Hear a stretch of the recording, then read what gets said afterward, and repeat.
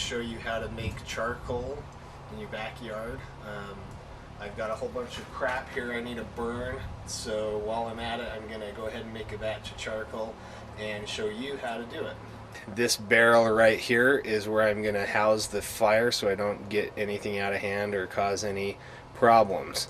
It'd probably be a good idea to get the plastic toy away from it because it's going to get really hot. Okay, now I moved the toy away, got a safe, cleared area to work in. I'm going to start cutting up some of this wood to prepare my firewood, and I'll just make a stack of that so that I have enough fuel for the fire.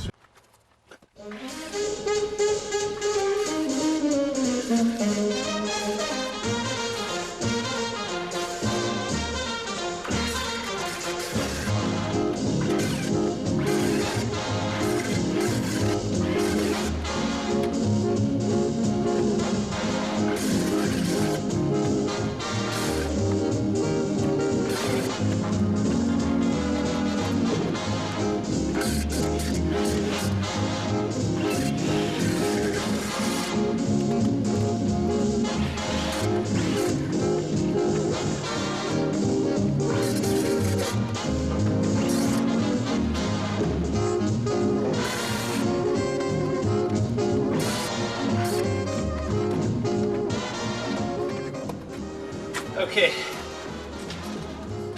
once you have your firewood prepared and you're ready to load your wood that you're going to make into charcoal into a metal can, I'll show you how to do that next. Okay, this is Kenny, my brother from campforless.com. Hi there. He's going to show us how to pack a can to cook your charcoal. We have in here, this is aspen, like quaking aspen, and then this is alder. And these are alder planks. These are pieces I got from a mill that were little scraps from a mill. So we're going to have some alder, which is really good. Other woods that are really good are willow, which there's a lot of varieties of willow, and so it just depends on what part of the country you're in. And you can pack your can as dense as you want to.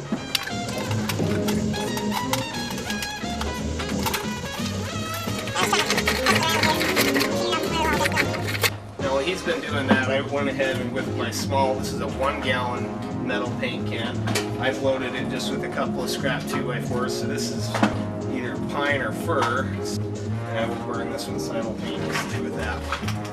So here you can see how full we got the can. So jam packed tight, because if you have too small a hole or you seal it really tight, then it could pop off, which is what happened with this can. It wasn't an issue because it just pops it off. The whole concept is that you don't want oxygen getting into this after it's charcoal. If oxygen gets in it, then it'll consume the charcoal, and it won't be. Which is exactly what happened when I used this one and the lid popped off. The second the lid popped off, the contents ignited, and now it's burning it into ash, not into charcoal. So next we're going to load the barrel and start a fire and show you how it goes. Except with this barrel is that it has the large air hole right here for the air to blow in the bottom, and that creates, and the heat makes a chimney effect which pulls the more air in and fans the flame and gets it really hot. So we're going to stack some newspaper in first to get our fire started.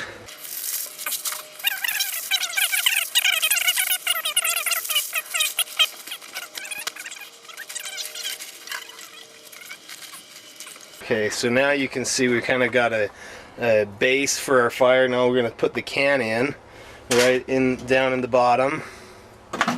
If you're doing this in a small little campfire, not in a barrel, then you'll get a lot of smoke coming out of that, and it's best to ignite it because otherwise it makes a lot of smoke that is a nuisance to your neighbors or to yourself or whatever.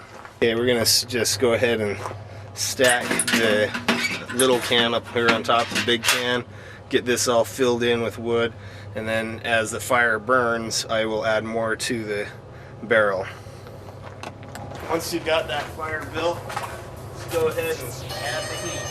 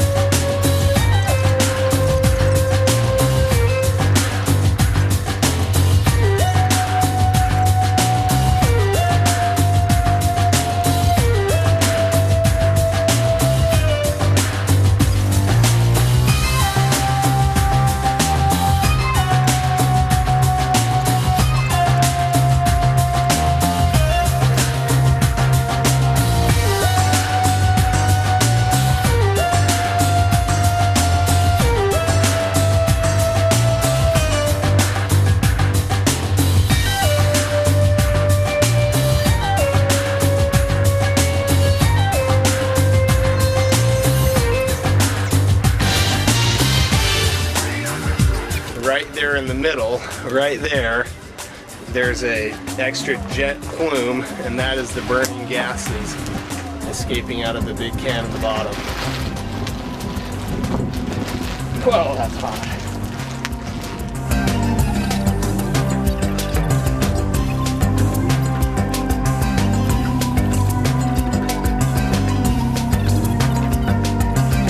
The flame is tamed down a little bit. We can get a little closer here, but you can see how that upper can, the flame is lit now. It's been about 20 minutes, 15 minutes maybe, and you can see how that out the little vent hole is lit, and it's a lot brighter, like a candle flame compared to the rest of the flames. And so the other one is lower in, and it's doing the same kind of a thing. But we're gonna add some more wood here. But it was just cooking like mad a second ago.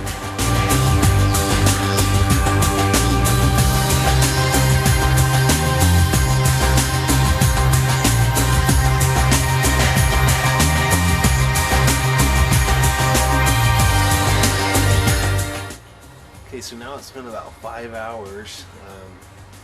Dark outside now, and I think we've got this cut down plenty well. It's kind of a little bit of amber still here in the bottom of the barrel, and it's probably still a little too hot to handle by hand, so I'm going to use a stick to pull that bucket out.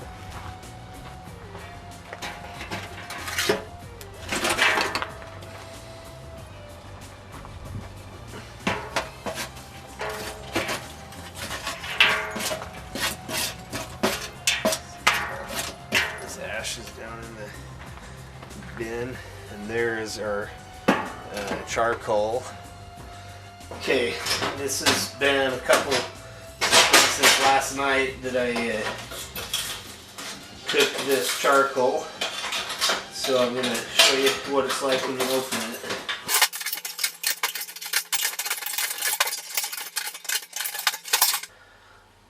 it. Looks like this can's just about done all it's gonna do. It might do one more batch.